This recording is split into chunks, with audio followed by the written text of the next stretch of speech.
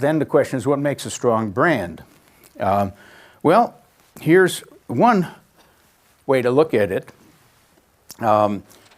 This formula of 3 elements was created by the late Peter Doyle, one of your very best young marketers. In his book, 1997, he said that, look, make sure your product benefits are clear and compelling, but maybe the competitor has clear and compelling benefits as well, but then add a distinct identity. You're just different. You have a different history, a different way of doing business, maybe a different set of activities, and then make sure you've built in an emotional connection with your customers.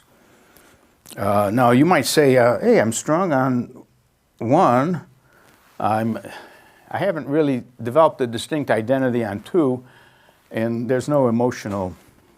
In the session this morning, there was a woman who said her job is to brand the London subway system, which you never think of. You just take it, you know.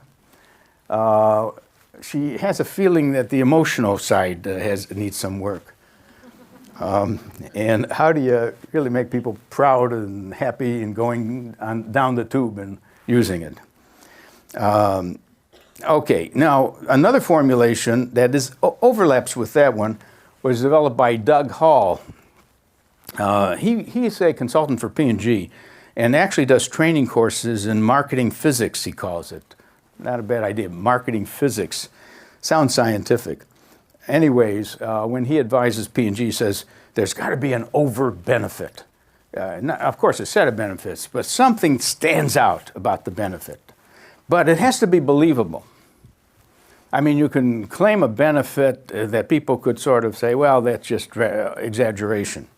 And then it has to make a dramatic difference in our life or in the way we operate if we didn't have it.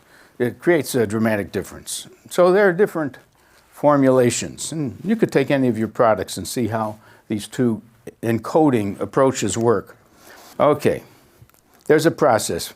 But one of the insights is branding belongs not to the marketing department.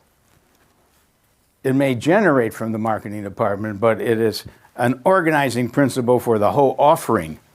It is a management tool, the brand is, used throughout the organization, and you even have to sell your retailers and your wholesalers to live the brand if they carry your product. I mean, don't just get your own sales force to live the brand. You've got to get everyone in your network to invest in the brand and not spoil it. You know, any retailer can spoil your brand by saying, well, if you want a better TV set, why don't you buy the Samsung instead of the XYZ?